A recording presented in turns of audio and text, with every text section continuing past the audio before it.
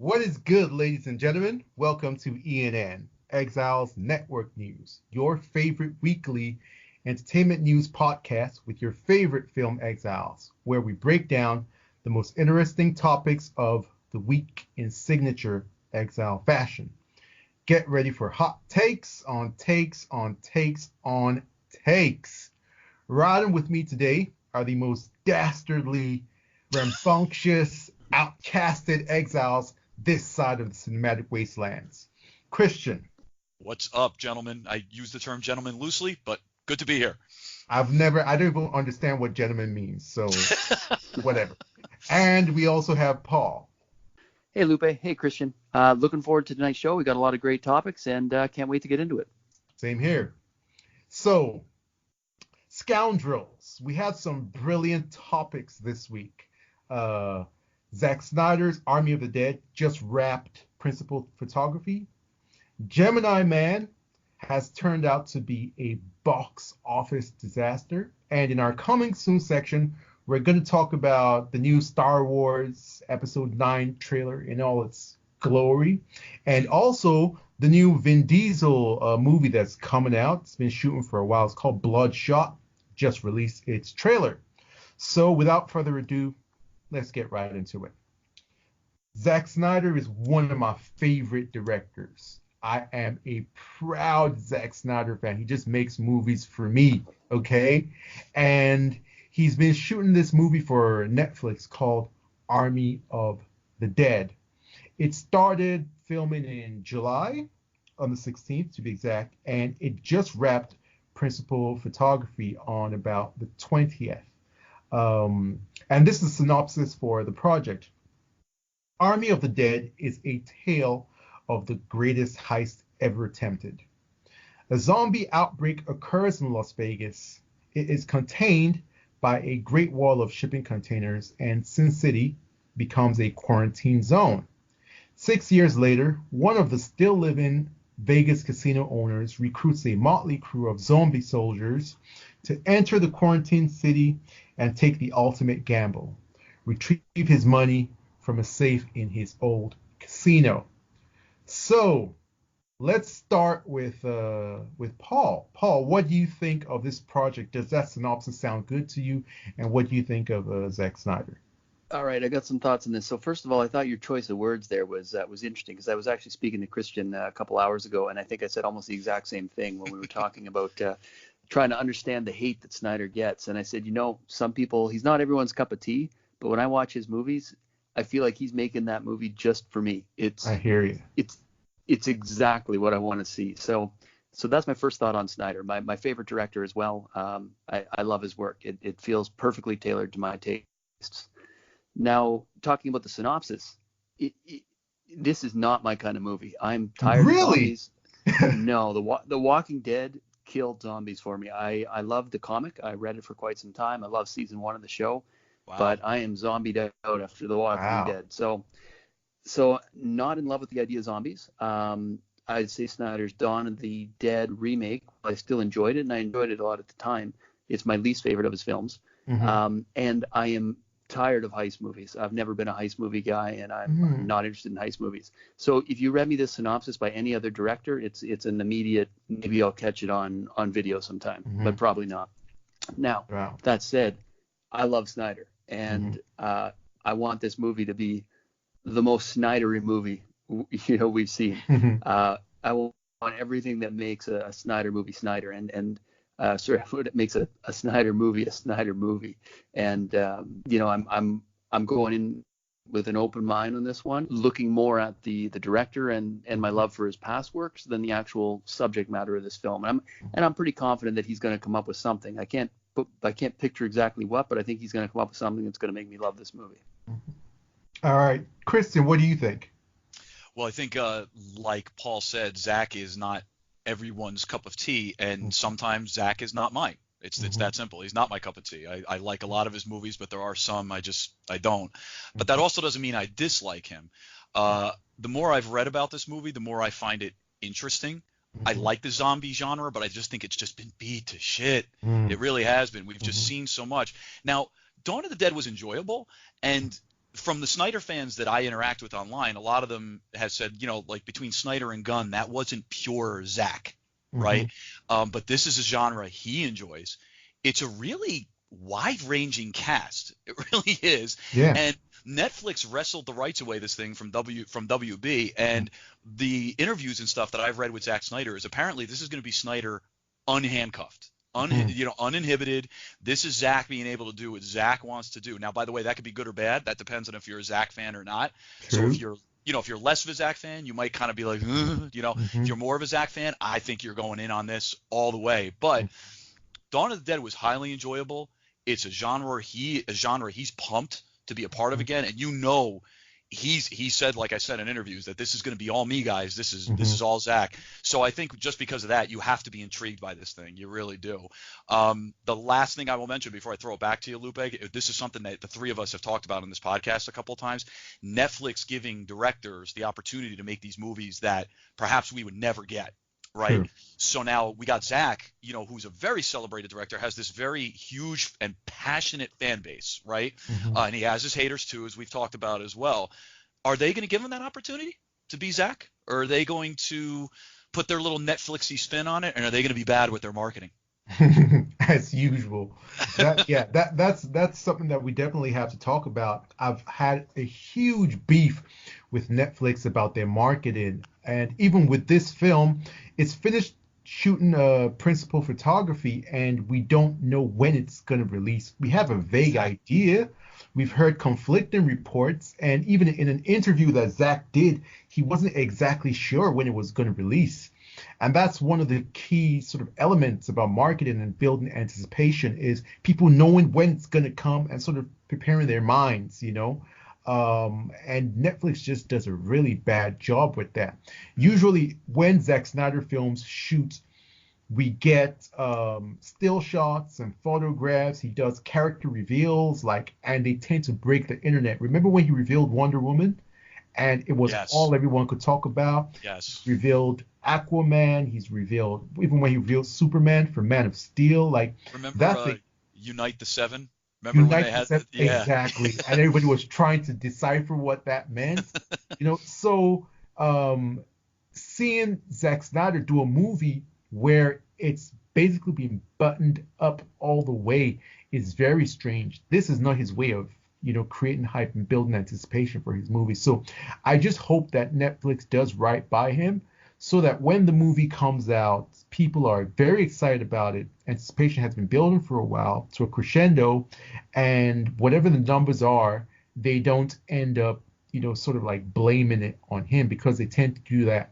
They don't market things well, and if things don't, catch viral fire, then they blame it on the property. Meanwhile, they haven't marketed it well. So I just hope that doesn't happen with this. But to speak on the project itself, I'm kind of like you guys in terms of zombie material. I'm not all zombied out. I personally don't think that there's too much zombie stuff for me.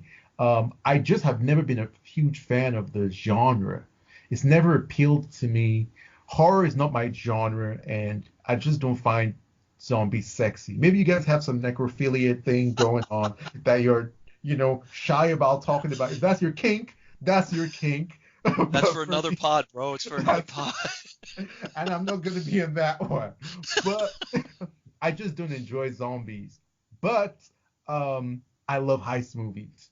That's actually one of my top film genres. So I'm all in on this. Films like Inception is a heist film. Films like The Italian Job. Films like Heist is a good one. Good movies you're mentioning, by the way. They're good flicks, too. Yeah, heist movies are some of my favorite genres. So when you have the official tagline saying the greatest heist ever attempted, that has me hyped. And we know, at least for me, Zack Snyder is an incredible director. I can't wait to see what he does in terms of how it looks visually, because he's probably the greatest visualist in terms of blockbuster filmmaking that we have working today. And he always tends to add some sort of philosophical, strange twist to his symbolism. Yeah, the Yep. symbolism. A lot of people don't see it, but people who understand his cinematic language see it, and I can't wait to see what he has in store with There this one. is, I apologize for interrupting. There is definitely something to be said too. You mentioned when you were talking about Inception, a heist movie that mixes another genre. Dude, Yeah, sometimes that's a winning formula. It worked really yeah, well with that. Could work again here. absolutely.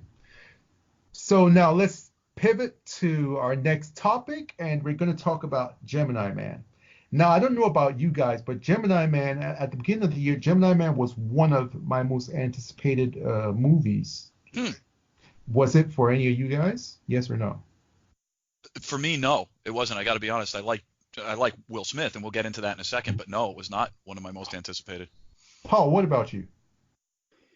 You know what? I hadn't heard about it. I actually kind of had to do some research. I go through the activity at the beginning of each year of kind of looking Mhm. through upcoming movies month by month, and I stumbled on that one just looking through one of those movie websites and thought, Yeah. what is this? And so I had heard nothing about it until that point. Was surprised to see that not only was it a big name actor with a recognized director, but in a genre Mhm. that I like, and I had heard nothing about it. But by the time the movie rolled around, I felt I'd seen the marketing. I was looking forward to seeing it, and unfortunately, I haven't got a chance to get out and see it yet. But yeah, I hadn't heard a lot of hype. I hadn't heard as much hype for this one as I have for other big budget films like this. Yeah, I mean, for me, I'd heard about it a long time ago. The script had been circulating through Hollywood and it was actually highly regarded. It's a high concept film, and for anyone who's listening who doesn't understand what a high concept film is, it's a film in which the premise alone is interesting enough or absurd enough to hook the audience. That's apart from the more well-known elements of film, like the story or the cinematography or any other technical aspects. So for this one, it's a guy who's fighting a clone of himself. That's a high Hmm. concept, and that's just interesting on the surface. But And he's an assassin, right? and he's an assassin as Yep. well. So that Yep. adds, an amazing twist. Being haunted by yourself, Yep. basically. And so early in the year was in like my top 10 most anticipated, films of the year.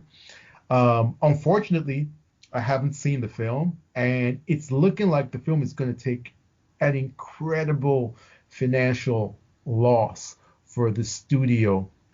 So I want to ask you guys, what do you think of Will Smith as an actor, his track record, and what do you think of this loss? Is it an indictment on Will Smith? Is it an indictment on the movie marketing? Because none of us have seen it. We are to blame for its dark fate, so to speak. Talking about a movie that I just saw today.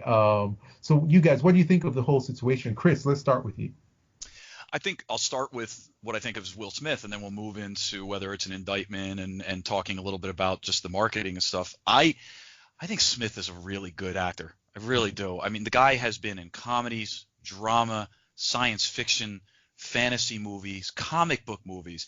I really enjoyed. Is it The Pursuit of Happiness? I Yeah. thought that was Oh, a really good movie. I have yet to see incredible. Aladdin. I do have to see Aladdin, but the Bad Boys movies were great. Classic. Hitch is a funny Yep. rom-com. Dude, if you don't like Men in Black, the original, there's something wrong with you. Love it. He was with Margot Robbie in the movie Focus. I Uh, like that movie. Very underrated. Very underrated movie. If you watch it again. Very underrated movie. I, Robot is a kind of a butchering of the original Isaac Asimov story, but it's But still very good yeah, science it's really fiction good. movie. And so he also did the movie Concussion about the NFL and everything. So Hmm. this guy has been around the block, and I personally don't believe it's an indictment on him. He's been over the last couple of years, if you've noticed, he's been kind of moving away from big franchise films and trying to do things a little bit differently. Hmm. So he's kind of stepped out of like the Bad Boys and stuff like that. Hmm. He was in Suicide Squad, yes, but he's tried to branch out and do different things. I think it's a little bit more of an indictment on the Hmm. marketing the movie itself, which yes, I think Ang Lee is a bit of a divisive kind of filmmaker. I think people like him or they don't, like Ang Lee or they don't. I'm sorry, and so there could be a little bit of a commentary on filmmaker there.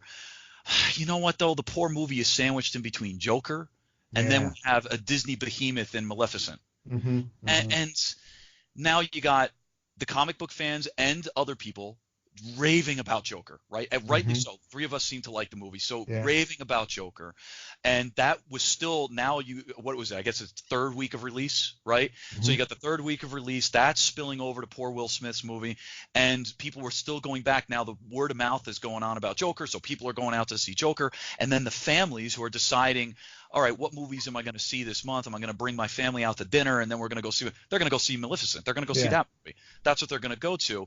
And I think this poor movie just kind of got lost in the shuffle, and it goes back to what the three of us talked about before. It just wasn't one of my more highly anticipated movies, not because it looked like crap. I just don't know if it was marketed properly, talked about right. I just think that's less of a knock on Will Smith and kind of more a commentary on where we are with films right now and the big franchises that have kind of taken over the market. I couldn't agree more. Paul, what do you think? Yeah, I think Chris covered a lot of it, but I really like Will Smith as an actor. I especially like him in science fiction. I, Robot is probably my favorite of his films because that's a genre preference. But I do really like that one. I think he suffers a little bit from the fact that he's become, and he probably always has been, too big in the sense that it's hard to not see Will Smith. Right. Even going back to Fresh Prince, it's been a bit of a challenge. He's just he's too big on his own sometimes, and there's that. I think it's not so much an indictment on him though as it is an indictment on science fiction. Science fiction as a genre has been struggling. Even something that's incredibly well reviewed like Blade Runner 2049 took a financial beating. And then as Christian pointed out, you've got some competition. I know Maleficent's underperforming expectations as well, but still, big enough to make a dent. Sure. You've got Addams Family still out in the lead up to Halloween, for the family audience as well. And for me, one of the biggest detractors to this one is that they've sold it as and maybe this is more for people that are, really more into the, the details of the movies, but they sold this as this revolution in 3D 120 frames per second special effects. That's right. And no one can play it. No theaters, as far as I know, most theaters can't even do 60 frames per second 3D. So you've heard that, hey, it's got this great technology, but you can't see it. And then you get the bad word of mouth. I had a colleague at work that went out to see it with her husband, and she compared it to After Earth, and that's not high praise. So I still want to see it, but this might be one that I'm sneaking out to alone, just to check it out on my own. So, yeah. Well, for you guys have covered, a lot of the issues with this, but the first thing, as a bit of preamble to say, is like, in terms of box office talk, we don't do a lot of box office talk on ENN or on the Film Exiles podcast because we don't believe that, the box office of a film equates to its value or its quality. That's not what we're trying to say here. But it's quite important to talk about box office because it will affect the type of movies we see in the future. Exactly. It will affect the way someone like Will Smith's career goes in the future. How are investors going to look at him? So that's the only reason why we talk about it. Its box office failure or success is not meant to be a reflection of what we think of the quality of the film. We haven't seen the film, so we can't talk about the quality. But in terms of why this happened, just to reverb on what Paul said about the technology, it's been billed as this, incredible new technology that might be the wave of the future, but nobody believed that. And we haven't heard anyone, really saying, oh my goodness, anyone that's seen it in, 3D 120 frames per second saying, oh, you have to see it in this format. It's the best thing ever. We have not heard any rave reviews about it. As a matter of fact, I have actually heard some detractors of that technology. And so they invested a lot of money. It's budgeted at about $140 million. And if they were able to make this on a more modest budget, cut a lot of the fat out of it and, make it on a lean budget in light of the way the industry is going now. The only movies that seem to be returning on these, massive investments are superhero movies and well-known IPs. I think it would have done better, and we wouldn't have this sort of negative narrative that's now surrounding the film. Yeah. Yeah. Go ahead, Chris. No, I agree with you, and I also, you credited Paul there. I want to credit him as well for a second thing. I think he made a comment about sci-fi, which, like Paul, is definitely one of my. It's a genre that I really love as well. I'm a huge Star Trek fan, so yeah, you guys get it. Ad Astra is one of the most beautiful movies of the year. So good. It's a beautiful movie. It's going to be my top 5 movies of the year. I don't care what else comes out. It's going to be my top 5. And I don't blame you. I don't blame you for that. And I don't know if it'll be in my top 5. It'll be in my top 10. It was brilliantly acted. It's a beautiful commentary on the human condition, our relationships with one another, all the stuff that sci-fi is supposed to be. Now, I understand it wasn't a $200 million budget. I get that. But I think it's got a worldwide total of $124 million right now at the box office. Now, you guys can check my work and see if I'm right there. But I think we're at $124 million with Brad Pitt as your lead and Tommy Lee Jones. Wow. It's just sci-fi right now is hurting if it's not a space opera, or something like that. And yeah, that could be part of what happened with Gemini Man as well. Sci-fi needs to make a comeback. Go ahead. Yeah. Well, I was going to say the same. That's a great example. I was going to give the examples of Alita, with a huge sort of cult following that's doing everything they can to try and prove that there's enough of a market to warrant a sequel. And that's got to be considered a success story next to some of the other sci-fis. Even Terminator Dark Fate, which is surprisingly getting glowing reviews from at least what I've seen so far. I think it was tracking for something like 40 million, which is right. For a recognizable IP with great reviews and a huge built-in following, it's just shocking. Absolutely. And even going back a few years, like some of the movies I've loved the most. Flop. Like I'm pretty sure Oblivion didn't do very well. And it's fantastic. Edge of Tomorrow, Live, Die, Repeat. Right. Some of my favorite movies. And those are with Tom Cruise. How do you barely scrape by with Tom Cruise? And I love Ghost in the Shell with Scarlett Johansson, and that got destroyed. Now there's some other things working against it there too, right? But the genre is just it's struggling. And it's a shame, and it's a reason that I actually want to go out and support this one, give it a chance. Even though my single ticket isn't going to make the difference, I feel like if you're not part of the solution, you're part of the problem. So I should probably go support it. Yeah, I echo the sentiments. Whoever is listening to this, guys, go see sci-fi movies. I will always preach that it's better for us to have a varied slate of movies. Superhero movies are great. Superhero movies are fun. We support them and we love them. Star Wars is great. Star Wars is fun. But let's also have other things there. Go support the Terminator franchise. Support Alita Battle Angel. Support stuff like Gemini Man and Ad Astra, so that we have, a cornucopia of films that we can see, and not just, one, particular type of film. So let's go on to our coming soon section, and let's, raise our spirits up after talking of some sad news, so to speak. And exciting times are coming, guys. Exciting times are coming. It's Star Wars season. Star Wars season. And we have the final trailer for Star Wars, which aired during the Patriots' destruction of the New York shellacking, Jets. the absolute shellacking of the Jets. Massacre. Oh my God. The college football team that they fielded that night. Yeah, go ahead. Wow. So the Star Wars Episode 9 final trailer aired. So before we get deep into it, guys, are you Star Wars fans? What do you think of the franchise direction, where it's going, and the new trilogy and all that stuff? I want to know how you guys are as Star Wars fans. Paul, kick us off.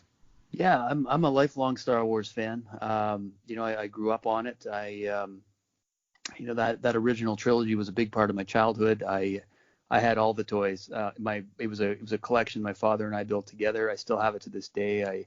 I pulled it out of hibernation to share it with my daughter when Force Awakens came out. Was really fired up about the new trilogy going in. Had mixed feelings about Force Awakens. There's a lot of things, short version. I had the concerns about it being a rehash. I had some concerns about some of the comedy that was in it. I'm not as you guys probably have figured out by now, I'm not a big fan of forced humor. Mm-hmm. I saw some warning signs, but it wasn't too bad. But more than anything, coming out of Force Awakens, I liked that they got the look and feel right. I liked that they set up some interesting ideas going forward. And I liked Rey. I wasn't as sold. I thought I didn't love what they did with Poe or Finn. I thought there was some real problems with the way they portrayed those characters, but I liked it going forward. And Kylo Ren, I thought there were some things I really liked about him, but the childish tantrums, I had a hard time with it. But I thought, you know what, there's enough here. I like that. I'm invested in it. I'm looking forward to the next one. Last Jedi crushed it for me though. It killed me. Wow. I didn't love the trailers. I thought, but I thought, this is Star Wars. This is Rian Johnson. Looper was good. They're gonna give us something good. Disney's not going in with no plan. They're not gonna mess this up. They know what they're doing. And wow, I hated The Last Jedi. That is one of the three movies. One of the three movies I've seriously considered leaving the theater. I was so close, but I just dropped $40 on nachos, a beer, and Caesar, and I was just settling in, and I got that prank call. Literally, it was steak tacos. I had a steak taco hanging out of my mouth when he pulled that prank call with General Hux, and I thought, oh my God, I'm watching Spaceballs. And then when that horrific scene was over, I got Finn in a leaking bubble suit running around, and I thought, no, this can't be. And this is coming off the heels of Justice League, so I'm already it's like peeling a scab off, after the pain of the forced humor in Justice League, right? So I thought, no, this just can't be. And then on top of that, you get a slow speed space chase, pointless slow speed space chase, pointless detour to a casino. They threw away most of the stuff I was interested in. The Knights of Ren. Why is Rey so powerful? Who is she? Where does she come from? Who's Snoke? Where did he come from? How did he rise to power? That was the stuff I wanted to see. And boy, Rian Johnson just tossed aside everything that I was interested in from The Force Awakens. So that's the backdrop. So that's where I'm looking at. That's where I'm at going into this trailer. Okay. All right. Well, after that epic saga with a crazy plot twist at the end, Christian, how are you going to follow that up? I think I'm more upset that he, almost walked out on his beer and his nuts. You can't. You guys don't call it a Caesar, do you? It's a Bloody Mary in the States, but we make it with Clamato, so right. So we call it a Caesar. That's funny. Like Paul, I've been a huge Star Wars fan my entire life. I'll say how old I am. I'm 40. So I was not born when the first Star Wars came out, but I saw it when I was young. My mother and father my father was made fun of it, but he liked it, and my mother was a huge fan of the Star Wars original trilogy. So I love the original, the re-releases. When they came back into theaters and Lucas felt the need to go off and start playing around with them again. When they came back out on DVD and Blu-ray and he messed around with them again, I still loved it.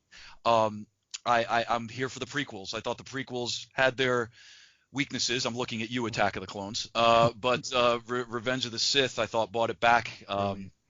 And I thought it was very thrilling. And seeing a new Star Wars for the first time in how long with The Phantom Menace was fantastic. And we got a chance to see the Jedi at their peak and then their fall.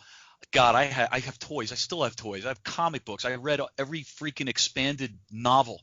The Thrawn trilogy is unbelievable. Mm-hmm. It's unbelievable, and that character is so good that they've kept him now in the new series.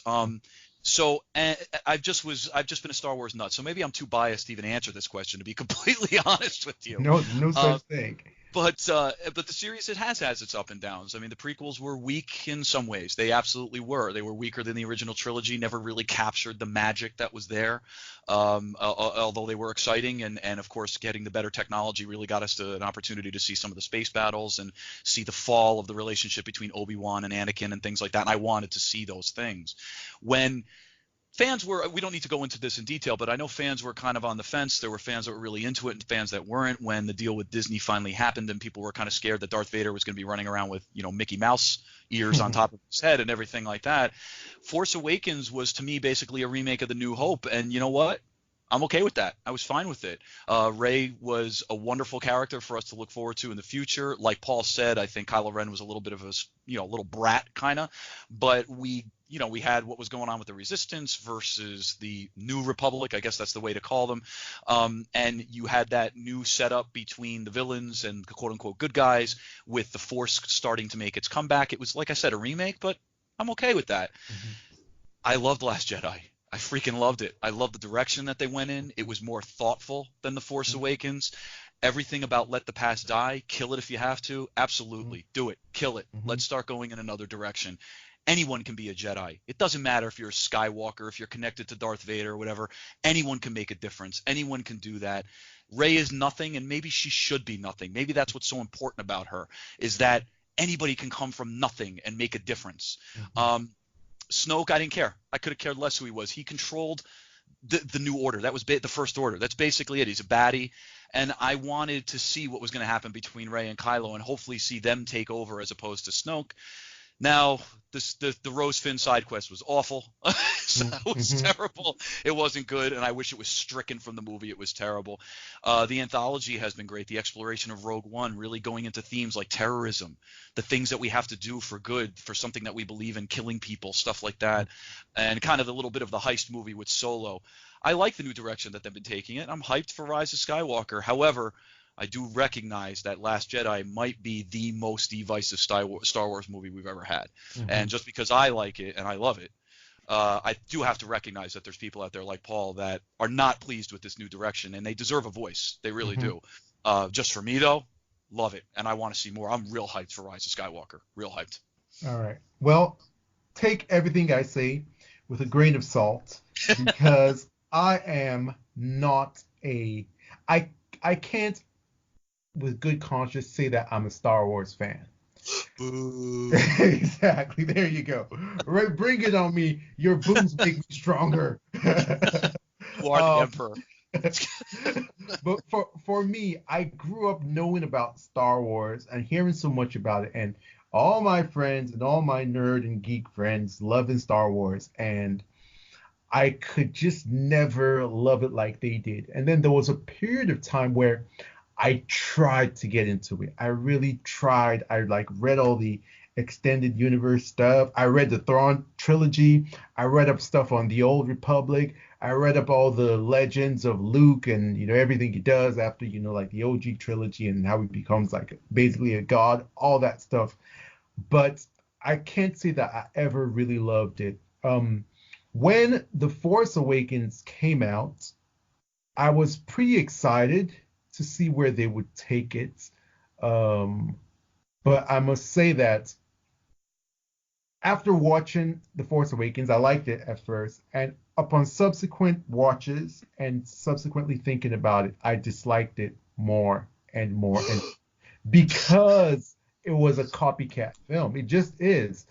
I understand why it was done for business reasons. And when you take into consideration how hard to please Star Wars fans are, it makes sense that they did that. But artistically and creatively, and for me, it was just a copy and paste job. And for me, I really do not like it when creators do that in whatever medium, whether it's music, whether it's visual arts, sculptures, photography, film, whatever it is. I love originality. I love risk taking. And I was given that in The Last Jedi. And I absolutely love The Last Jedi. I am with you, Christian. And Paul, I'm sorry to disappoint you. I think Paul, you're like heathens. No, no, you know what? I feel like, you know what? I'm with you on the Force Awakens, but to me, the only things I liked about the Force Awakens were thrown away by the Last Jedi, and the Last Right. Jedi actually worsened the Force Awakens. You know, But that's actually true. Like to say that the Last Jedi worsened the Force Awakens is actually true, and I can see where people like Paul are upset because I can. as Yes, I someone can. who read a lot of the extended universe stuff, I understand that people who are real fans were expecting to see a different type of Luke, expected to see something of Luke. And not only did The Last Jedi treat Luke in a particular manner that some people were not happy with, it Mhm. ended his story right there. If Luke had stayed alive after The Last Jedi, I think that a lot of fans wouldn't have been upset with his treatment because there's still room for him to go on more adventures and, do some things that, as fans, they had really wanted to see happen in the live action movies. There But is for something to be said about that. You're right. yeah, Continue. Yeah, you're right. but for for for what it's me, worth, oh, go ahead. yeah, go ahead, Go. Paul. Go ahead, I Paul. was just gonna say, for what it's worth, the characterization of Luke was the least of my concerns with that movie. Oh, really? I was actually relatively okay with that. It wouldn't have been my first choice for how to do the character, but it wasn't what bothered me. Okay, because a lot of people had huge problems with it, and for me, I didn't. I actually like my heroes to be challenged. I'm okay with my heroes failing as long as they're able to redeem themselves. And sometimes, even if they're never able to redeem themselves, there is some value in stories like that because most of the stories we get about heroes are happily ever after, fairy tale, generic, you know, one dimensional, sort of tellings of heroes, but there was some And that's a complexity that very was good added to point. his arc. But go ahead. Go ahead, No, you're Chris. right. There was complexity. You're absolutely right. I like where you were going with that. There was complexity, and I think that, yeah, there was a group of fans, and we are very hard to please fans, aren't we? We're horrible. Star Wars fans are just we're just very difficult to please. But I think there was a subset of the fans that really wanted to see Luke go in a direction. They didn't, and it was over. But he actually probably did the most Jedi thing he possibly could in Yeah, because he sacrificing did. himself Yeah, yeah. without killing anyone, without Yeah, hurting a soul. that was really like every single thing that we've heard about the Jedi and have been preached about the Jedi from day one, and these are the things that we claim we love are the things that he actually like came to do at the end. So And he was it's questioning himself the whole time. Like, the is this whole what we time. should? Yeah, yeah. Yeah, yeah, absolutely. So, for me, I liked The Last Jedi. As a matter of fact, I loved it. It was one of my top five movies of that year, and it was a Woohoo! strong year, or it was around there, but it was definitely top 10. Um, but now coming into episode 9, I am not as excited as episode 9 as Boo. I was after The Last Jedi, and the reason why is because J.J. Abrams as a director taking over from Colin Trevorrow. Like that's something that people don't talk about. Trevorrow being taken off episode 9 is something that makes me a bit sad Mhm. because I was looking forward to him just bringing something new, a different spin to the proceedings. J.J. Abrams as a director, he's a very good director. You can see that visually he's got it going on. Sure. He's a guy who does a lot of fan service. He's almost like a businessman or a strategist when he makes movies. And if you look at his over films, if you look at something like Super 8, which was basically just a love letter to Steven Spielberg and just riffing off the echoes of Steven Spielberg's work in the 80s. If you look at stuff like his Star Trek movies, although they were divisive, they were like popcorn and they were sort of like manufactured and engineered to Hmm. be popular and have mass appeal. And same thing he did with The Force Awakens. That's why it turned out like that. And I feel like he's probably going to overcorrect and try to please fans in such a way that's going to feel inauthentic to me personally. I feel like I'm going to see story beats and be like, he's doing this because he knows this is what fans want to see. And so for me, I'm not really that excited. Also, when I look at the entire franchise, I just feel like what has really happened? Like, what character journey has any of these people gone on? Like, what's going on with them? I don't really understand. Like, I don't really see what is happening with the story going forward. So that's where I'm at. But let's talk about the trailer, okay? We've talked quite a bit about where we are in the past. You saw the trailer, Paul, coming from being disappointed, being suicidal, murderous, and almost turning into the Joker. What did you think of the trailer? All right, so I think I just want to touch on one point you just made there.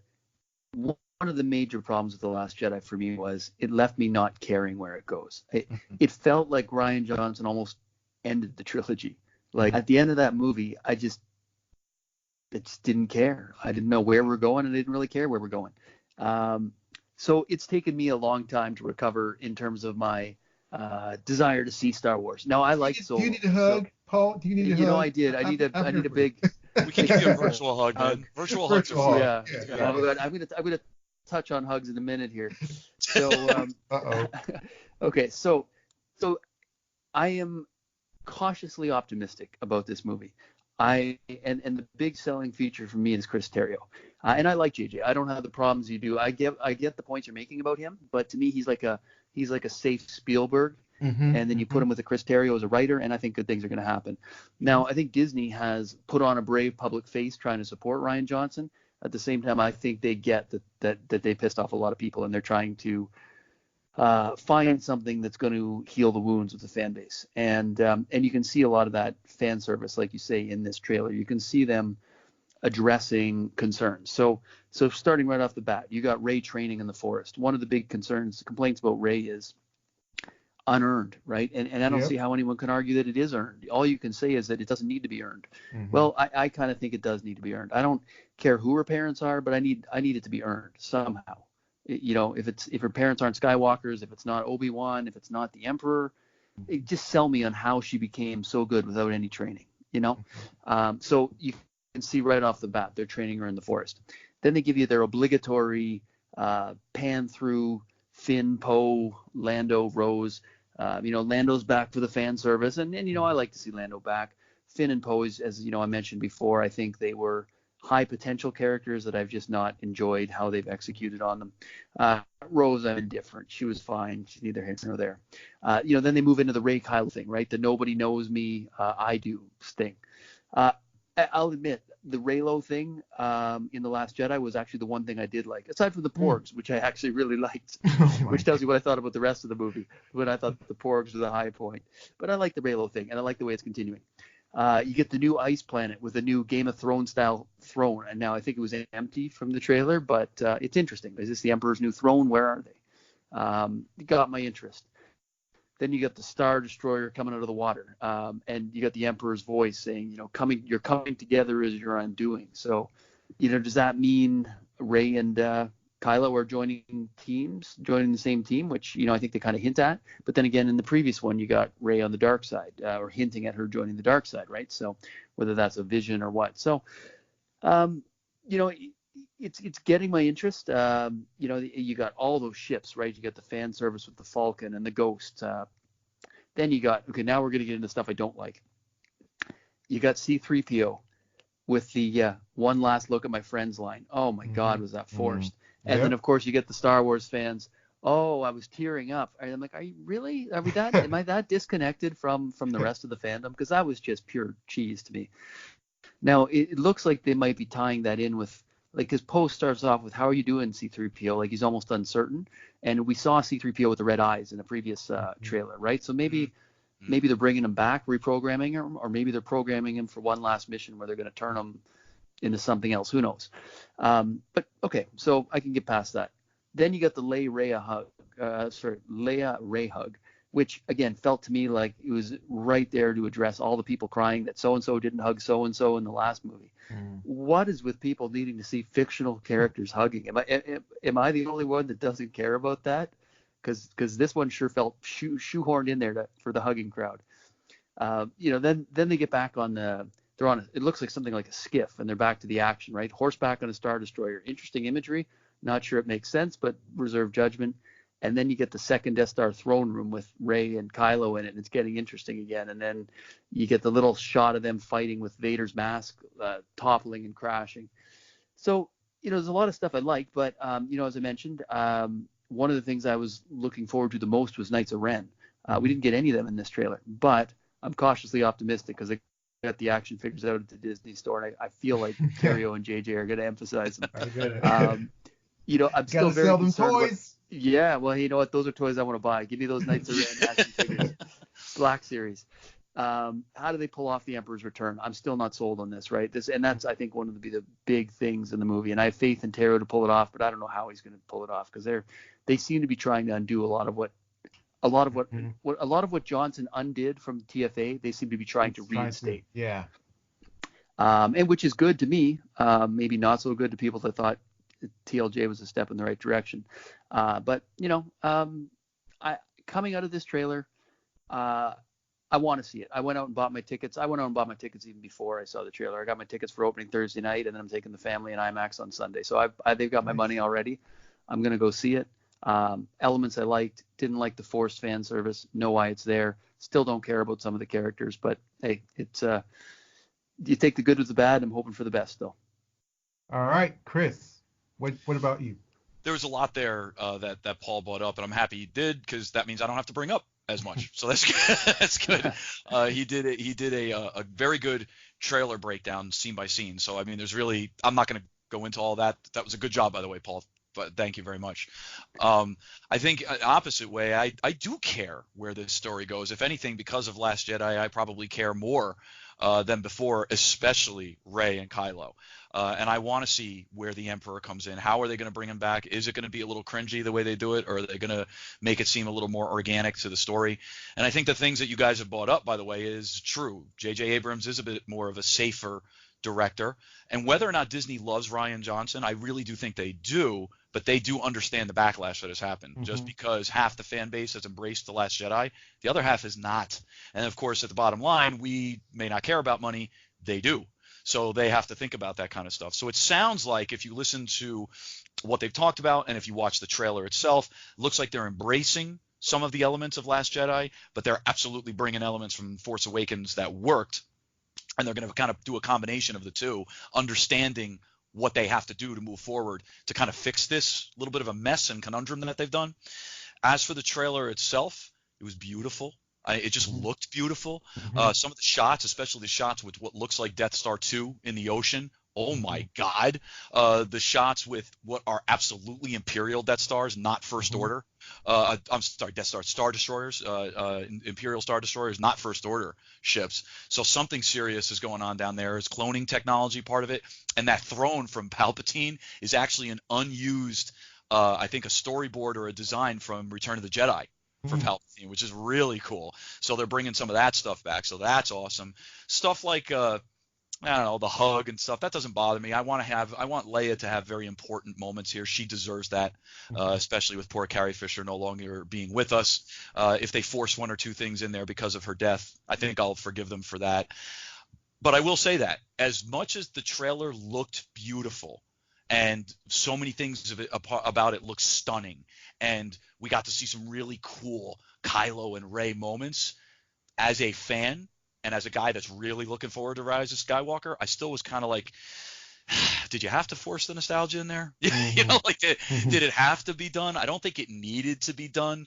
C-3PO saying goodbye to his friends. Are they all his friends? Where are his friends? I thought, like, these guys are all his friends. And I know we saw him with the red eyes in an earlier shot, so I guess it's got to be something to do with the reprogramming there. His true friend is probably R2, right? That's probably his true friend. So yeah, there's a lot of forced stuff in there. We just got to see where it goes right now. For the moment, for me, the hype train is real.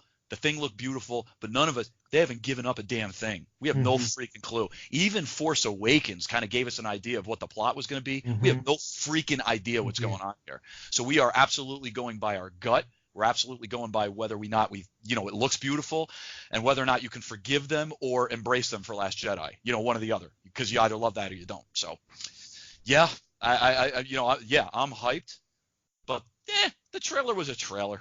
Yeah, pretty much the same for me. I am very excited. I don't know. I'm honestly like mixed on it. This is the what I'll say. I am going to see it definitely.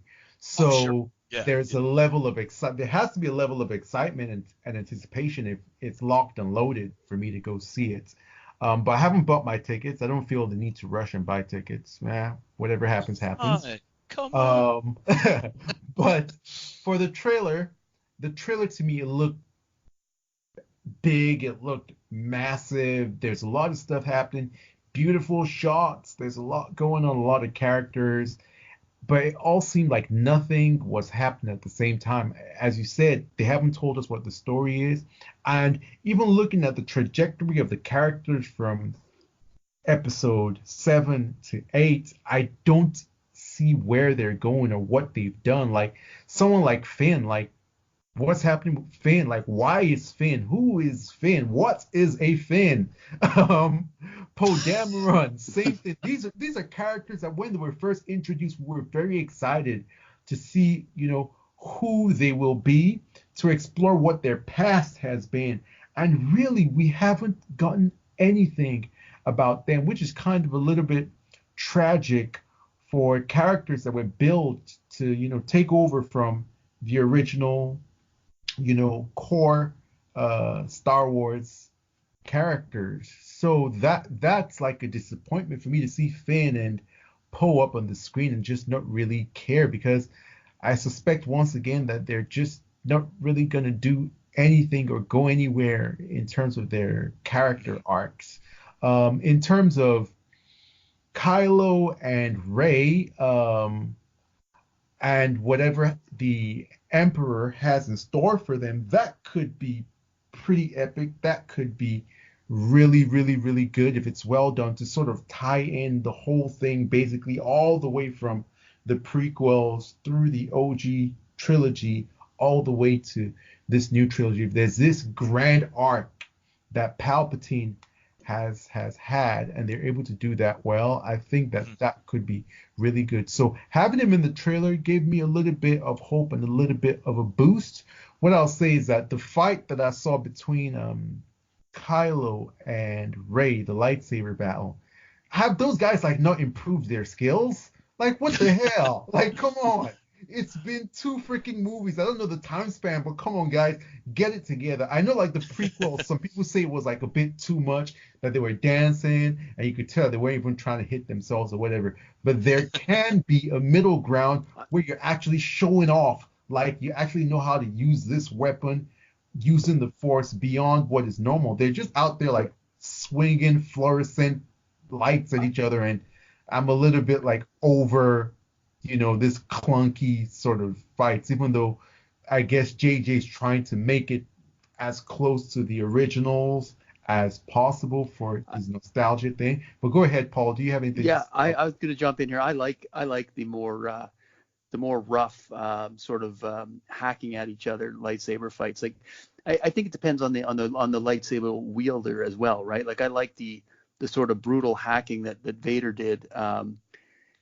Where someone like Rey, is not going to fight with that style, right? So I think that there's some room for some flexibility in style, but I actually like the more, I think more visceral feel of some of the hacking at each other as opposed to the acrobatics, right? Yeah. The spinning No, and that sort of stuff. So I do like it. Yeah, no, I Yeah. completely agree with you that the acrobatics, like that might have gone too far, but also there's some precedent for that. If you look at someone like Count Dooku is known as like one of the best, wielders of a lightsaber ever, and he has this sort of like fluid, almost fencing style, and sometimes it gives character to some of these Jedi or Sith to be able to wield their blades with some style and some panache. I'm not saying that it has to be, empty dancing, but I think that for someone who has this thing called the Force, you should be able to swing it better than a regular person, basically. Don't forget the first teaser. We had Rey give that blue steel look and then backflip over Kylo's ship. So we are going to have some of that, right? Yeah, my guess is they're still going to do things like that, and they probably should have some sort of a cross, by the way, between because like the prequels were supposed to be the Jedi at like the height of their power, Yeah, right? yeah. So like Uh-huh. that was their peak right before the fall, and some of the Jedi obviously took themselves a little too seriously, and they got a little cocky and thought that they couldn't be touched and everything. Not that they were evil, but you know what I'm saying. They kind of Mhm. felt that they were the guarantors of peace and everything in Mhm. the galaxy, and yeah, and you had Ray Park, by the way, who choreographed all those freaking fight scenes, and he's Mhm. amazing. So, Mm. I Yeah. guess we don't have a Ray Park in this one, so that's part of the that's part of the issue. But I think I agree with Paul on this. I do want to see them kind of bashing each other a little more, maybe get a little clunkiness to it. But I see the kind of you want to see some of that artistic direction and see a little more of a flow to the lightsaber battle, if you will. Yeah.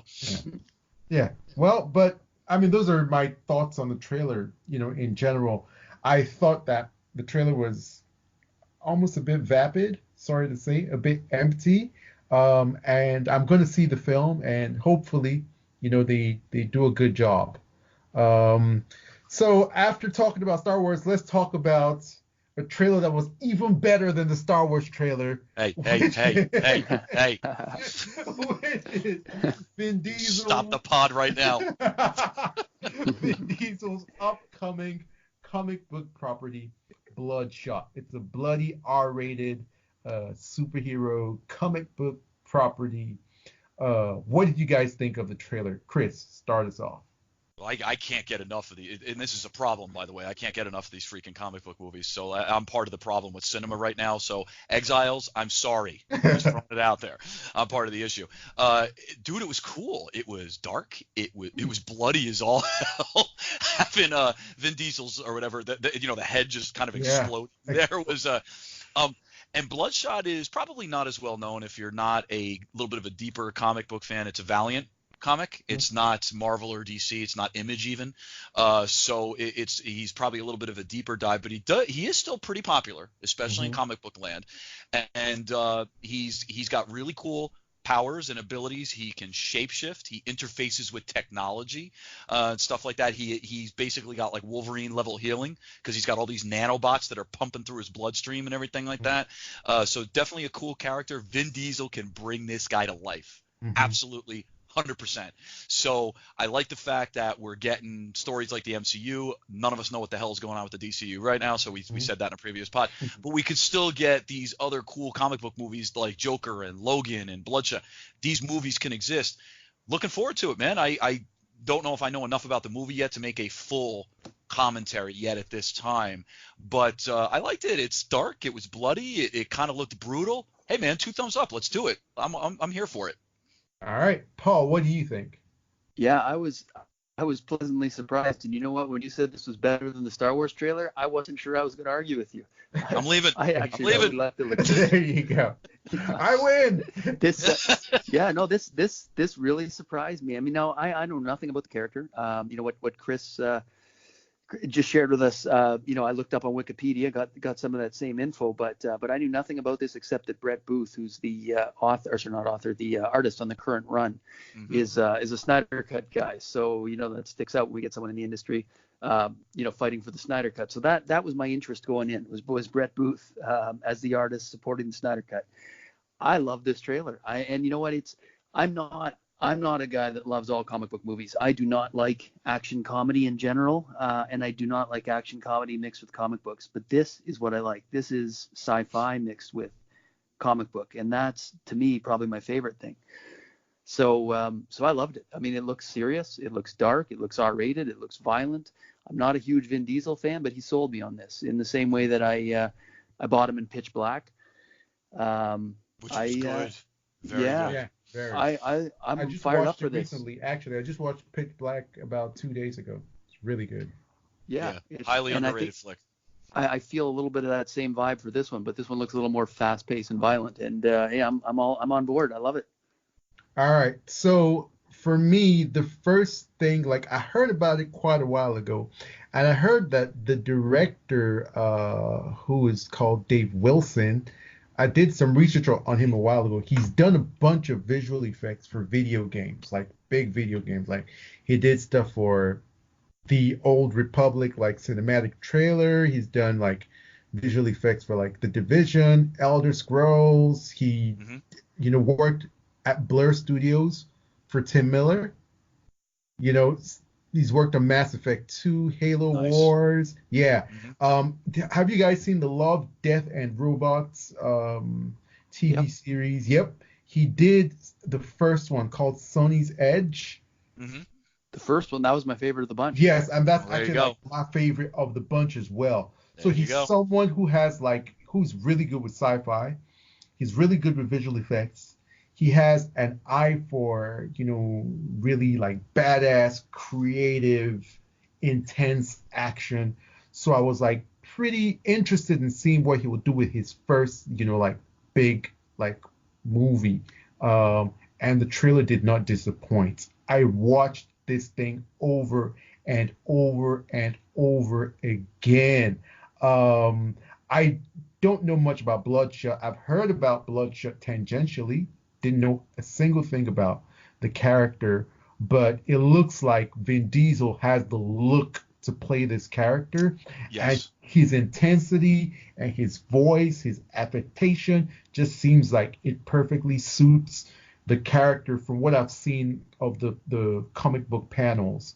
And the twists that the trailer has, it might be looked at as them revealing too much because it seems like it could have been an awesome twist to experience during the film.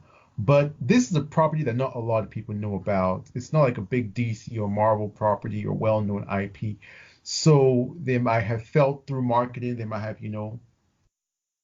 put it through, some test screens and found out that, look, this might just come off as a typical revenge movie, except if we put this twist in and let people see that there's actually like something more to it. So hopefully there's more to it than just this twist. There's even another twist rather than this twist of, them manipulating him, his past memories and just, using that revenge motivation to send him out as a killing machine. But the visual effects just looked absolutely sick.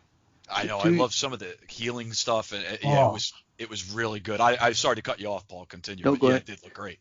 Yeah, no, I agree with you guys. I particularly like the shot where half his face gets blown off and he keeps going. Dude, it's so cool. But to your point, Lupe, about the additional surprises, I actually stopped reading that Wikipedia page because I think there is going to be more twists. And I got about a third of the way through it and thought, you know what, this is enough. I'm interested. And they started telling me more, and I was like, I don't want to know the rest. I think there is going to be some more to it. So I don't think they've given it away. Pretty cool. So we got two incredible trailers. I mean, the Star Wars trailer, like no matter what I say about it, it did look really good, and it got people like really excited. The tickets are selling like really well, and the Bloodshot trailer, for something that a lot of people didn't know about, it actually like looks pretty good. Absolutely. So, and there's an appetite out there for movies, comic book movies like that. Really absolutely. is. I really hope it does well, adding like as we said, more stories to to what we're gonna see. So here we are. We've reached the end of the road, as Boyz II Men sing. And riding shotgun with me has been Christian. Thank you, and Paul. So Christian, where can the people find you? Thank you, Lupe. You can find me on Twitter and also Instagram at chart6363. Paul, where can we find you? You can reach me on Twitter at @_Paul_P. All right. And I have been your favorite exile. Yes, me, not Chris or Paul. I'm your favorite. Wow. It's a hot take. You have to campaign when you have the chance. So I've been Lupe. You can find me on Twitter at LiveLoveLupe, where we can continue this conversation. Thanks for joining us, and remember, stay exiled.